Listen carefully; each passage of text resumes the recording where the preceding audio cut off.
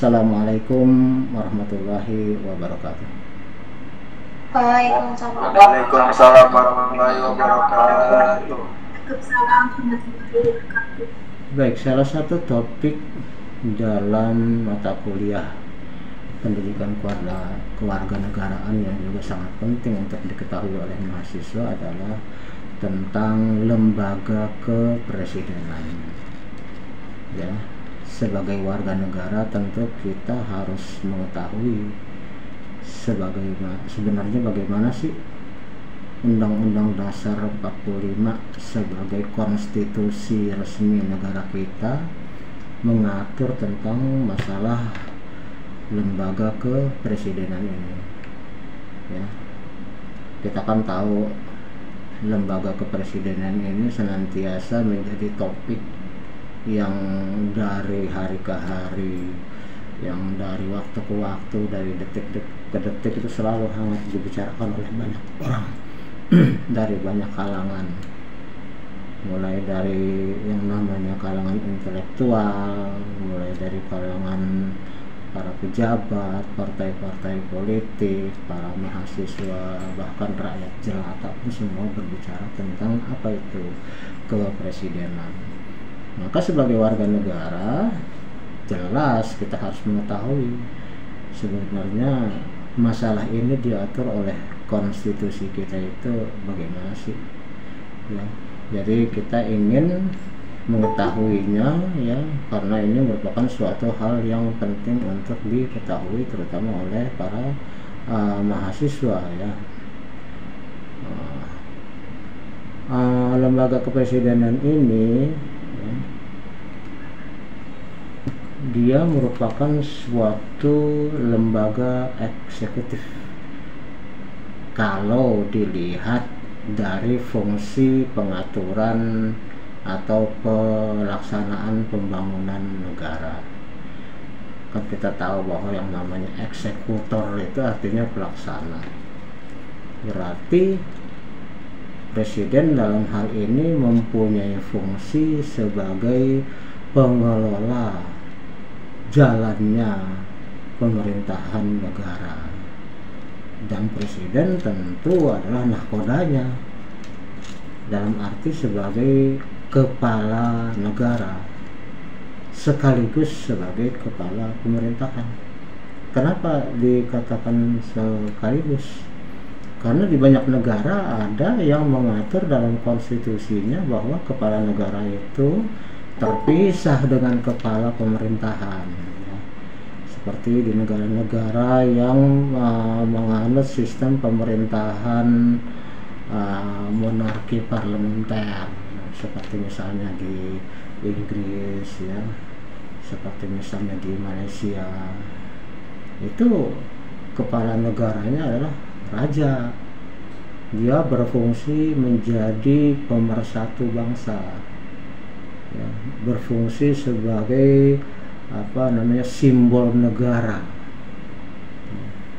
Jadi acara-acara atau apapun juga yang sifatnya merupakan simbol negara, kedaulatan negara, itu diwakili oleh kepala negara. Sementara untuk manajemen pengelolaan sehari-hari, pembangunan, kebijakan-kebijakan politik sehari-hari dalam pemerintahan itu dipegang oleh kepala pemerintahan. Kalau di lembaga di negara yang menganut monarki parlementer, ya, seperti yang saya sebutkan tadi, seperti di Inggris, seperti di Thailand, seperti di Malaysia, itu kepala negaranya adalah raja sebagai simbol pemersatu negara, ya, simbol kekuasaan negara. Tetapi pelaksanaan manajemen pemerintahan, pelaksanaan politik pemerintahan itu tidak dipegang oleh kepala negara, tetapi oleh kepala pemerintahan, yaitu Perdana Menteri. Saya sudah sebutkan bahwa di masa yang lalu Indonesia pernah menganut dua sistem seperti itu, ya, menganut sistem ada Perdana Menteri, ada Presiden. presidennya adalah Soekarno, perdana menterinya adalah para kepala atau ketua partai yang mendapatkan mosi percaya dari Dewan Perwakilan Rakyat atau dari parlemen. Tetapi kemudian di dalam pelaksanaannya, dalam prakteknya ternyata yang namanya partai itu sering-sering berebut kekuasaan dan sering-sering mengeluarkan mosi tidak percaya kepada kepala pemerintahan, sehingga pemerintahan menjadi jatuh bangun. Ada yang berusia sangat pendek diganti lagi ya. Jepang juga begitu tuh, sering berganti-ganti pemerintahan. Perdana menterinya sering mendapat mosi tidak percaya sehingga Kaisar Jepang terpaksa mengangkat kepala pemerintahan yang baru gitu. Tetapi bukan kuasa dari kepala negara atau dari kaisar untuk mengangkat perdana menteri yang baru, tetapi adalah koalisi dari partai-partai yang membentuk pemerintahan. Begitu juga di Inggris, begitu juga di Thailand, begitu juga di Malaysia. Itu bukan kepala negara yang menentukan siapa yang menjadi kepala pemerintahan, tetapi pelantikannya sebagai simbol negara memang oleh kepala negara, oleh raja ya, yang angkat, yang melantik saja, tapi persetujuannya bukan dia. Bisa bedain ya. Nah, sementara kalau di Indonesia berdasarkan pasal 4 ayat 1 dari Undang-Undang Dasar 1945, karena Indonesia menganut negara kesatuan yang berbentuk republik ya, negara kesatuan berarti di Indonesia itu tidak ada negara-negara bagian seperti di Malaysia kan ada negara bagian ya, bahkan di Amerika juga begitu, ada bagian, walaupun sebenarnya Amerika itu adalah republik ya. Jadi di Indonesia ini kepala pemerintahan sekaligus sebagai kepala negara berdasarkan pasal 4 ayat 1 yang menyebutkan bahwa Presiden Republik Indonesia memegang kekuasaan pemerintahan menurut Undang-Undang Dasar. Artinya kekuasaan dari seorang presiden di Republik Indonesia itu dasarnya adalah UUD 45, bukan dari siapapun, bukan dari raja.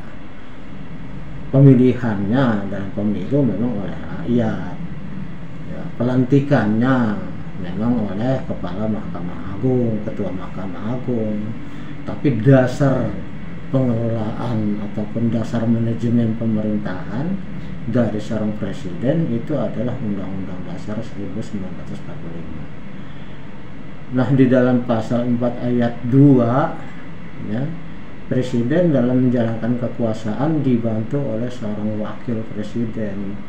Jadi presiden dan wakil presiden itu seperti satu kesatuan yang tidak bisa dipisahkan. Dalam zaman Bung Karno itu Bung Hatta mengundurkan diri sebagai wakil presiden sehingga Presiden Soekarno berjalan sendirian.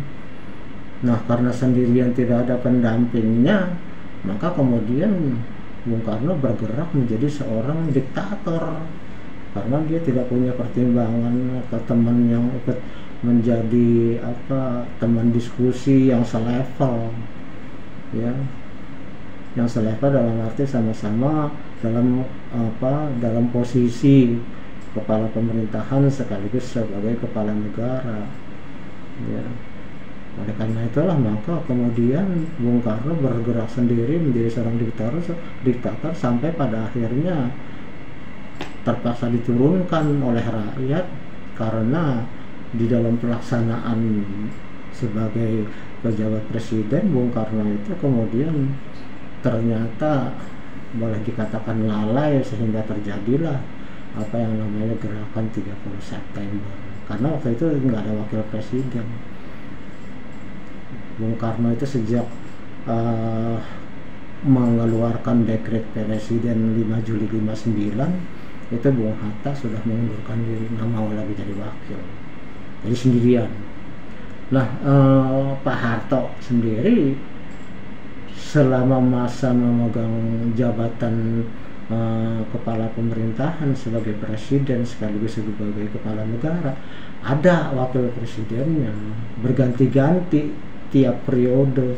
Presidennya tetap selama 7 kali pemilihan, tapi wakil presidennya itu berganti-ganti ya. Mulai dari Sri Sultan Hamengkubuwono, kemudian Umar Wirahadikusuma, kemudian saya sendiri sudah lupa urutannya siapa-siapa, terus kemudian Tri Sutrisno, kemudian pernah juga yang terakhir adalah Bahrudin Yusuf Habibie.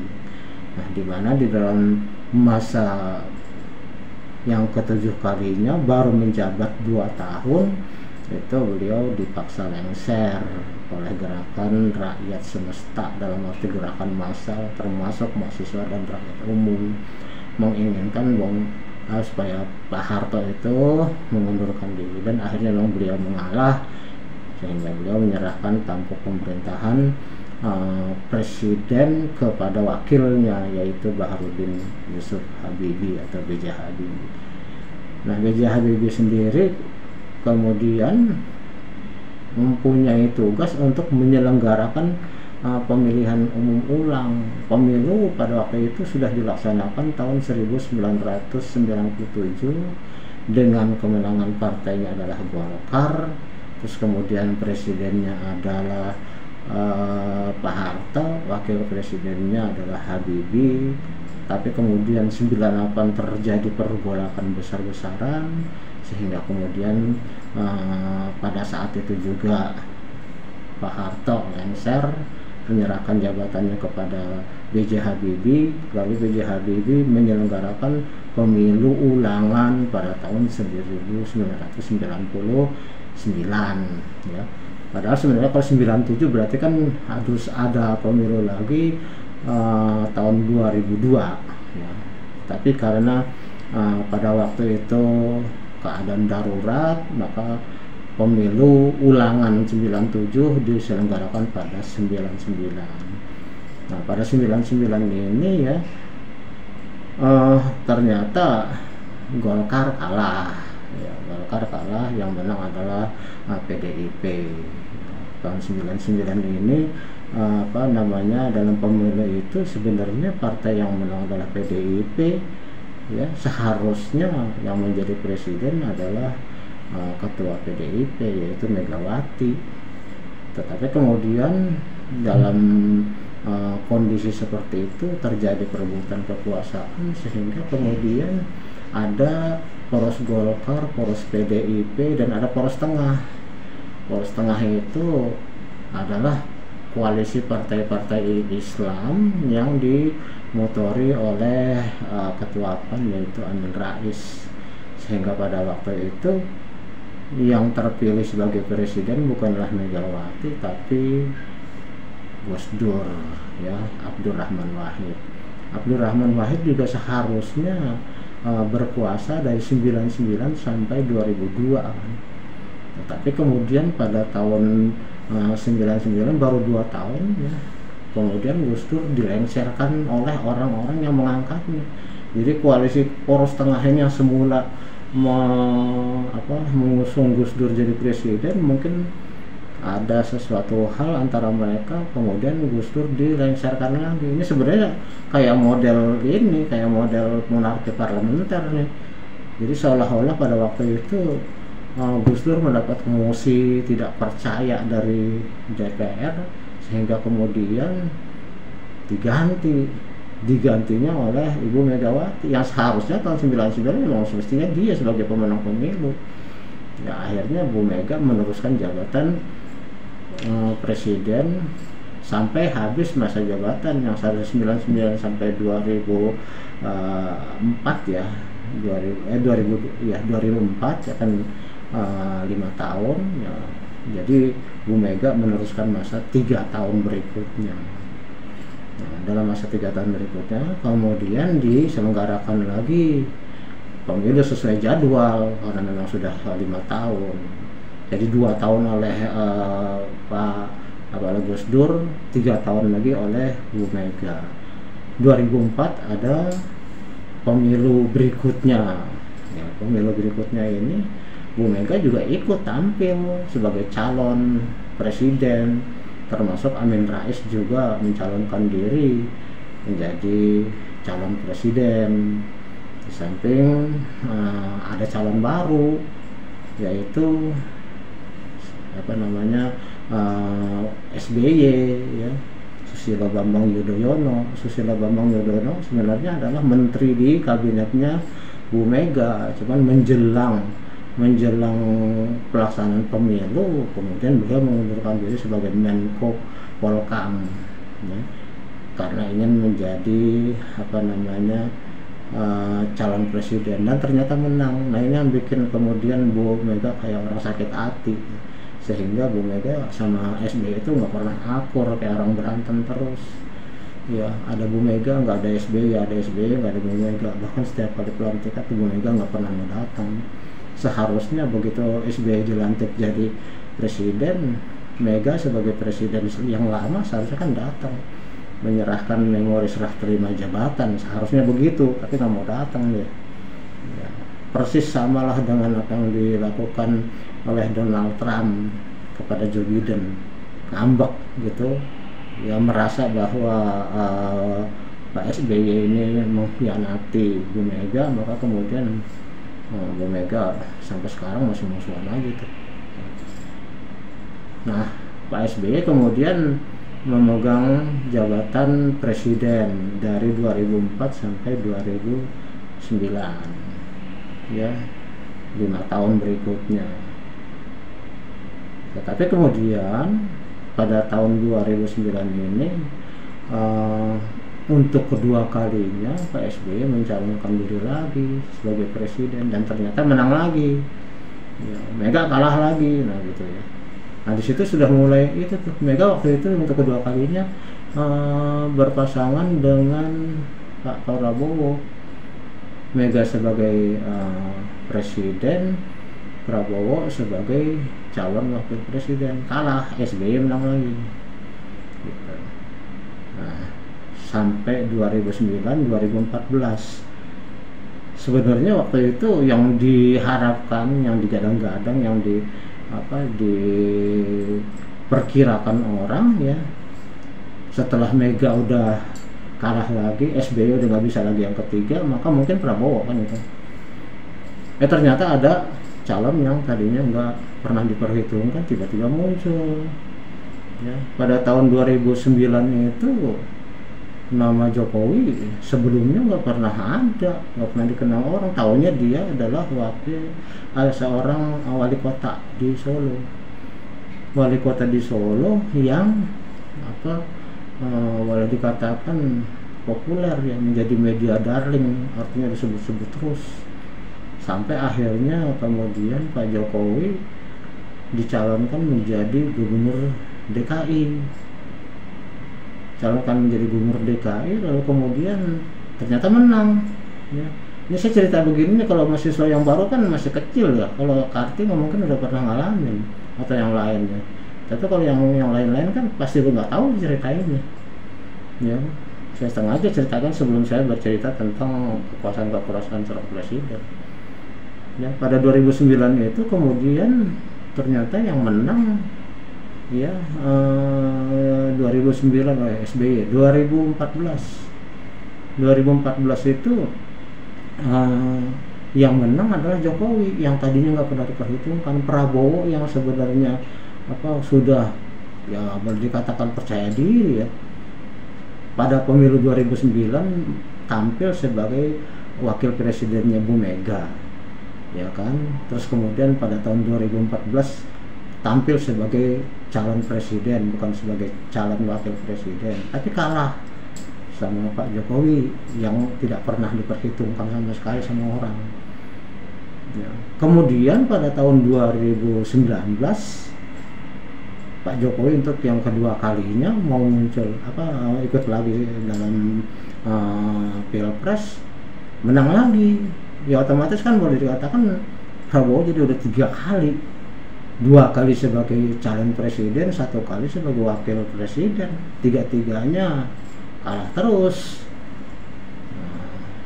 Maka kemudian kalau tahun 2024 besok ya, Pak Prabowo yang sudah digadang-gadang, yang sudah disebut-sebut sebagai presiden atau calon presiden yang paling ideal menurut kelompoknya tentu ya, ikut lagi ya. Kalau sampai kalah lagi berarti 3 kali jadi calon presiden dan 1 kali jadi calon wakil presiden. Kalau kalah lagi, wallahu a'lam bishawab ya, maka kemudian banyak orang menyebutnya sebagai Prabowo.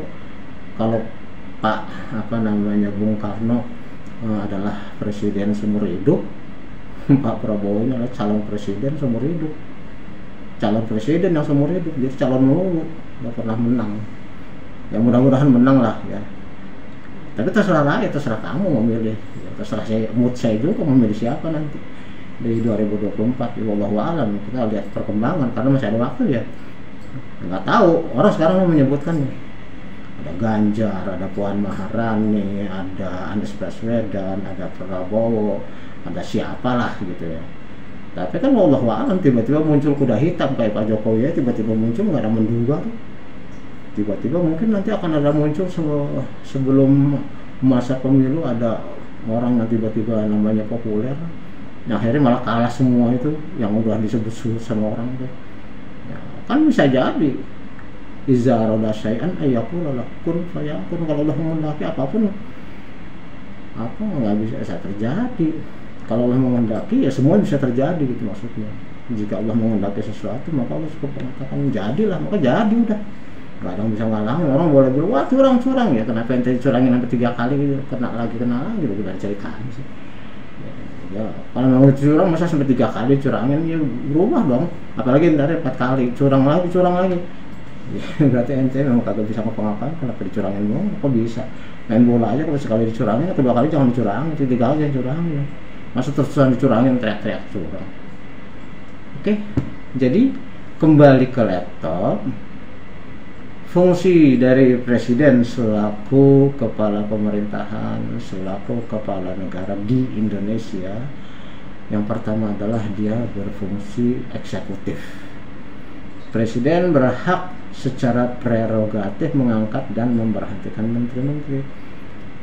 Menteri-menteri itu adalah para pembantu presiden dalam rangka menjalankan roda pemerintahan ya, dalam menjalankan manajemen pemerintahan. Meskipun statusnya pembantu ya tentu ini pembantu yang gengsi ya, bukan PRT ya, juga bukan klinik pembantu, bukan kantor cabang pembantu dari satu bank, bukan. Tapi di sini adalah pembantu presiden ya. Jadi mereka itu diangkat dan diberhentikan oleh presiden, dan itu merupakan hak prerogatif. Artinya nggak ada yang bisa ikut campur. Jadi dalam hal ini Pak Jokowi mengangkat siapapun ya terserah, nggak ada yang bisa ikut campur. Cuma dalam pelaksanaannya kan kita tahu ya, kita tahu bahwa Pak Jokowi itu sebagai calon presiden dalam masa pemilu kan dia nggak kerja sendiri ya. Pak Jokowi bukan ketua partai, dia nggak punya partai, dia hanya anggota dari kader PDIP, bukan orang yang berkuasa di PDIP berarti kan. Ketuanya kan Megawati ya. Dan di dalam pemilu biasanya PDIP untuk menggolkan Jokowi jadi presiden kan berkoalisi dengan partai-partai lain. Ada Partai Nasdem, ada Partai Golkar, ya, ada PKB. Nah, itu tentunya sama-sama berjuang menggolkan Jokowi jadi seorang presiden. Begitu berhasil, ya tentu saja Jokowi nggak boleh lupa dong jasa orang. Ya, tentu orang-orang yang ikut berjuang mengusung beliau menjadi seorang presiden ya tentu harus mendapatkan imbalan, itu sudah pasti. Nah di sini langsung disebut sebagai politik dagang sapi. Dalam arti ya Jokowi nggak bisa kemudian melupakan jasa orang-orang yang telah mendukung beliau, maka kursi menteri itu dibagi-bagi ya. Walaupun sebenarnya hak prerogatif dari presiden untuk mengangkat dan memberhentikan menteri, tapi kan nggak bisa semaunya sendiri. Karena apa? Karena Anda jadi presiden kan bukan Anda hasil karya Anda sendirian. Kita juga capek ini, kita juga keluar modal, kita juga berjuang. Masa bila jadi presiden Anda bilang hak prerogatif atau nothing sih ya, kan itu kata Tangerang ya. Nah, maka kemudian PDIP dapat sekian, Golkar dapat sekian, Nasdem dapat sekian, PPP dapat sekian, PKP dapat sekian, ya begitu. Dan begitu juga di dalam melakukan pergantian ya otomatis Pak Jokowi nggak bisa semaunya sendiri ya. Maka kemudian orang sering bilang bahwa seharusnya kan Pak Jokowi itu berdasarkan haknya sebagai presiden, sebagai kepala pemerintahan, prerogatif, hak istimewa, ya jangan dengerin partai. Ya ente bukannya pejuang bisa ngomong kayak gitu, Pak Jokowi nggak bisa ngomong gitu lah.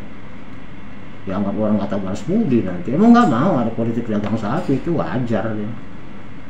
Masa orang dianggap sebagai tukang dorong mobil mogok, mobil di jalan terus ditinggal, cuma dikasih 3M, makasih, ya nggak mau lah. Apalagi sampai 2 kali jadi presiden, kan nggak mungkin beliau itu melupakan jasa orang yang ikut berjasa. Oke. Nah selain itu fungsi eksekutif presiden juga beliau punya kekuasaan untuk mengangkat dan memberhentikan duta besar.